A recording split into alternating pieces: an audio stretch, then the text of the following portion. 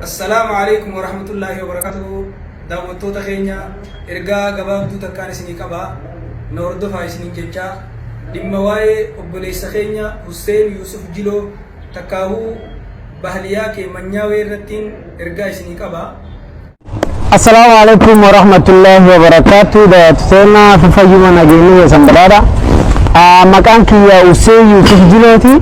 Maqaan naan beekani bahaliyaa kee Manyaawee. Ani kun nam Kenyaati Boorana Islaana duuba artisti akka artistillee ani waan kan gan saddeet jiran matanaatti ganna torba kadabre TV Kenyaatan keessatti nam kokkofalchiisee nam gammachiisa afaan Kiswahiliitiin afaan laftanaatiin ganna tokko kadabre YouTube gadaanse YouTube sun irratti warri kiyyalleen gammachiisa kan gammachiisa kee jiraachuu malee afaan Kiswahiliitiin afaan Booranaatiin tochi sunifi Oromoollee fuula jirtu namni afaan kan dhaga'uuf dhaqqabee amma tan na barate duuba waan kan biyya jalqabee qaallee dhaqee abboo waan akkana jalqabu fedha wanni kun shari'a kee jirti hamtu yeroo gaafadha hamtu moo dassa yeroo gaafadha jennaan rakkoo muutuuf qabdu boora waanum hamtu irra fagaadinaa jira waan shari'aan islaamaan qabdu akkasuma tochee galata rabbiin guddaan beekum kan naa kennu waan amma tana social media gubbaa dhufanii jira guyyaa sadii afur kadabran matan baaliyaa keeni viidiyoo tokko tochee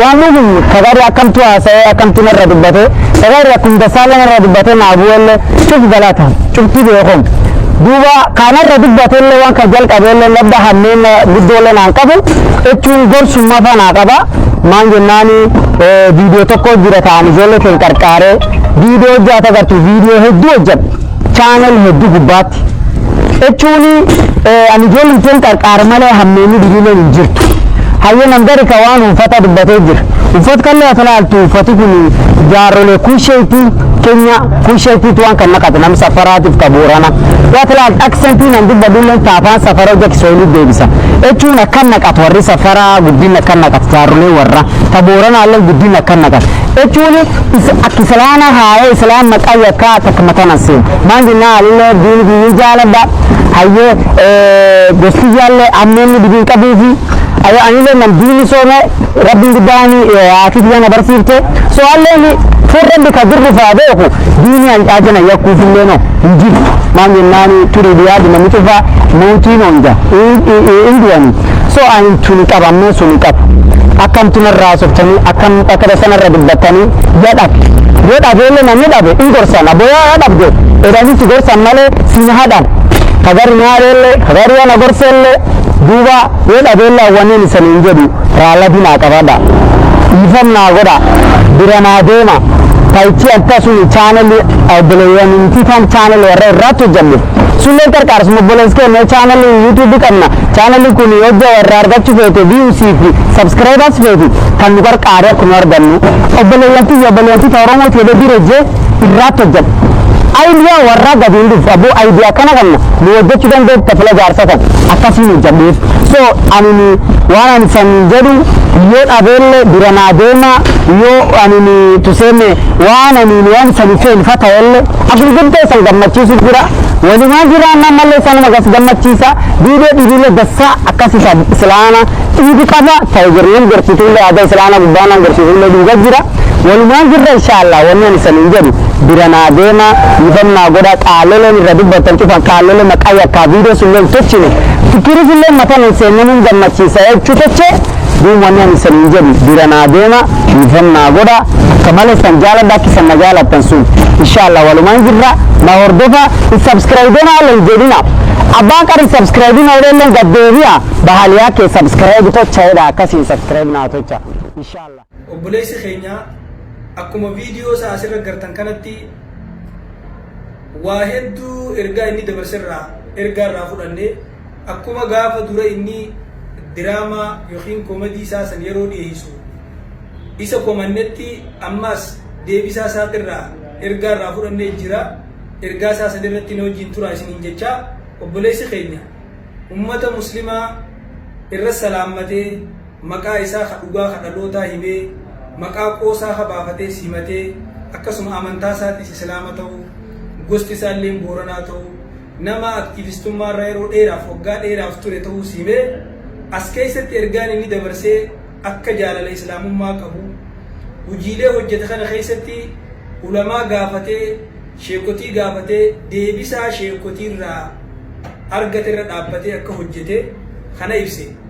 Akkasuma ammas awwaaniin hojjete kana hundaa'u yakkaaf hin hojjenne amantaa xiqqeessuutti hin feene obboleessi keenya sadarkaa tokkoffaa irratti ergaa ulamaa irraa fudhachuu ergaa sheekan irraa fudhachuu isaatiif ni galateeffanna. Lammaffaa waan hojjete san ani yakkaaf hin hojjenne yoo kan dogoggora ta'u ta'e dhiifamaan gaafadhaa jedhee dubbate. Yeroo nuti arra jirru kana keessatti yeroo hayyuun tokko irraa ergaan fudhanne irra hedduun nama dargaggeessi dargaggeessarraa yeroo namni ergaa walirraa fudhanne obboleessi keenya naamusa isaatiin kabajaa isaatiin adaba isaatiin haasawa hayyummaan keessaa mul'atu akkasuma dhiifama irra deddeebi'ee gaafachuusaa nama haatisaa kabajaa fi diin irratti isa guddifte ta'us dubbachaa waan inni haasawe san irratti irra deddeebi'ee isa galateeffannaa galatoomii jennaan obboleessa keenya. Kanumarra dhaabbannee obboleessa keenya rabbi kadhannaaf akka rabbiin isaaf araaramu waan hojjete san keessatti akka rabbiin fuulduratti hujii irra caaltuu hujiidhaa hujii diin gabbiftu hujii nama diin gabbiftu hujii sabasaa gabbiftu hujii eenyummaa isaa mul'iftu hojjetullee rabbi kadhannaaf akkasuma ammas hujii isa keessatti wanni namni namarraa komatu hin jirre akka rabbiin isaaf filu obboleessa keenyaaf kadhannaa. Obboleessi keenya ergaan inni nuu dabarse kanarra dhaabbadhee nama isa fakkaatu saahibban isaa warra isaa wajjin dhiifama gaafate san hundaa'uu galateeffachaa ergaan inni dabarsuu barbaadu takkaa jira. Ergaan sun namni diraamaa dalagu itti diramuu osoo hin ta'in diraamaa saniin waan fokkottuu diruudhaaf hojjechuu qaba. Komadii namni hojjetu nama kofalchiisuu qofa osoo hin ta'in ergaa qabaachuu qaba, firii qabaachuu qaba. Yoo ergaan qabaatiin maalaa yaa'anii ta'a. Yeroo garii osoo abbaan ittiin niyyannees ergaa inni qabu kan namni hoflaa osoo itti yaadne ergaan inni irraa fudhatu waan ati dalagdu hundarratti ni argama. Akkuma nabiin alayhi salaatu wassalaam namni dubbii takka osoo humaa ittiin niyyanne dubbateet akka nama baharraa dhiha mucucaatuutti masmara jannatarraa masmara ibiddaatti ittiin mucucaata jeesanitti namni waa dalagu hundi akka itti eegu asumaan ergaa dabarsuun barbaada. Namni waa barreessu namni viidiyoo waraabee waa maxxansu namni hujii hojjetu hujiin inni hojjetu kun yeroo dur jechi nama tokko afaanii bahe gurra nama 30 seenaa jedhan ilkee 30 keessaa waan bahe arrammoo gurra nama miliyoona 30 yookaan biliyoonota hedduu seena. Kanaaf if eegu barbaachisaa.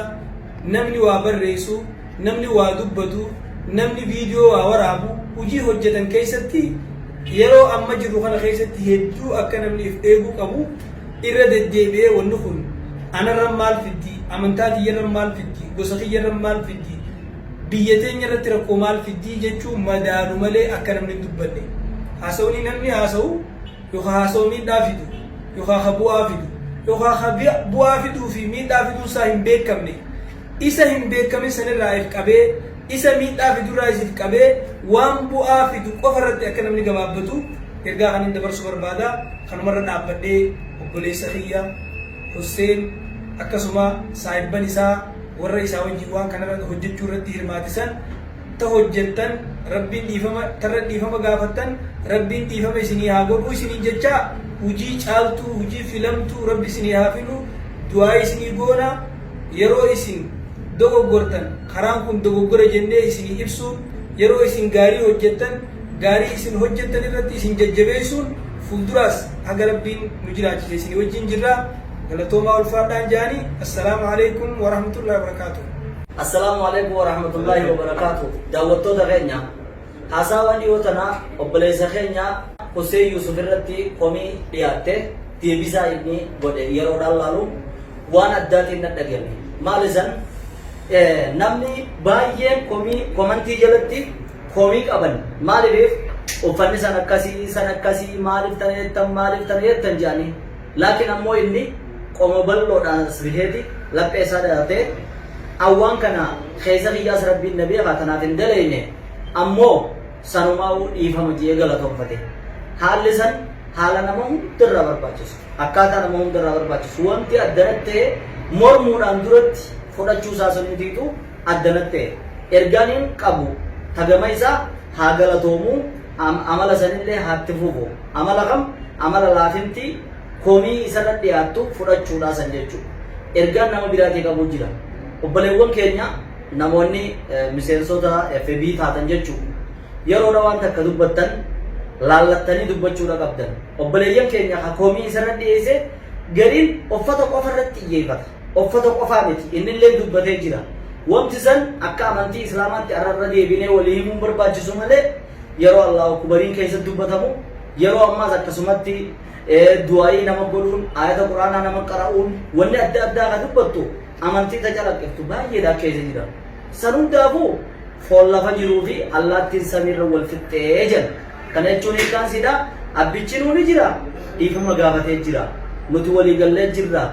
Irraa gammannee jirra. Rabbiinis tadabartee saadisuuf jecha nuti immoo sochii keenya keessatti waan dalaynu keessatti waan dhiifnu keessatti waan rabbii kalaallu rabbiin ni jaalatamoo hin jaalatu ofirraa laallee daangaa rabbii irraa kan baane hin ja'a galatooma. Daawwattoota keenya bakka jirtanitti nageenya rabbii isin irratti haa jiraatu jechaadha. Yaada kannachaa jirra obboleessa keenya Hussein Yusuf Jiloo yookaan Baaliyaa Kenmanyaawee hojii isaati irratti koomedii yaadde san namu sooshaal miidiyaa irratti agarree jirra.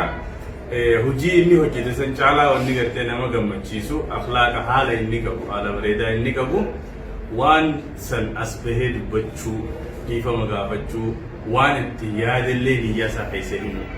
Yeroo ammaan tanaa addunyaa irratti wanni hedduu rakkee nama fide jecha abbaan dubbate namuu karaa fedhetti hiikkatee karaa fedhe olii gaxoo fudhaatutu addunyaa tana irra rakkoo fide. Laakiin abbaan bira jira as bahee an akkana ittiin feene ani uuma dansaa rakkaan itti fedhe jechuudhaan obboleessa keenya Hussein dubbate. Isarraa ammoo wanni nama gammachiisu nama qoma bal'oo qabu ta'uu isaa dogongora jirurraas dhiifama gaafachuu isaa akkasuma ammallee nama hundarraa olaaluu dhabuusaa kanaalollees hundinuu gosumaa fi yaada jiru dubbachuu isaati.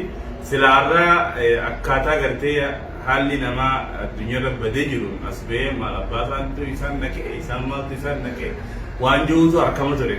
Garuu Baaliyaa Kenmanyaaween akkuma nama kabachiisu badii isaatiin fudhatee dhiifama nama gaafachuudhaan addunyaa barsiisee jiran jaa keessaa hawaasa keenya warra kan itti dubbannu kana beeku barsiisee jira. Isaan galatoomi jennaani namoota biraatillee badii fudhachuu baruudha. Badii keessatti immoo namni bakkuma lama qoodama jiran. Tokko amala abbaa keenya Aadam qaba. Tokko amala shayxaanaa qaba jiran. Namni amala Aadam qabu waggaa waa balleesse dhiifama gaafachuu beekaa jiran. Namni amala shayxaanaa qabu immoo waggaa waa balleesse badii badirraa dhidha'uudhaan beekamaa jiran. Saniifuu amala Aadam warra qabu rabbi namaa taasisu jechaadha. Assalaamu alaikum warahmatullahi wabarakatuh. Bismillahirrahmanirrahim. Alhamdulillah rabbil alamin wassalatu wassalamu ala rasulillah sallallahu alaihi wasallam. Daawwattoota obboleeyyan keenya yaada obboleeyyan keenya dhiyeessan obboleessa keenya Hussein Yusuf Jiloo kan jedhamu tobbaa bareedduu rabbi haa godhu. Namoonni keenyallee wanni dhaamsa goonu uummanni islaamaa amantii islaamaa tanatti hanjamaa qishnaa tapha waan jaamaa godhuun hin barbaachisu. Maaliif amantii islaamaa tapha hanjamaa godhuun nama gafarsiifti amantiirraa nama baafti. Namni oggaa waa dubbatu miizaanee laalee mirga isaa laalee rabbii wajjin wal nala horkiti hawaasaa wajjin nala horkiti yee laalee dubbachuu qaba. Uummanummaan keenya hundinuu if eeggachuu qaba, arraata isaa eeggachuu qaba, ija isaa eeggachuu qaba, miila isaa eeggachuu qaba. Kanaaf obboleeyyan kiyya dhaamsuma obboleeyyan kiyya dhaamanii kanuma. Wassalaamu alaikum warahmatullahi wabarakatuh.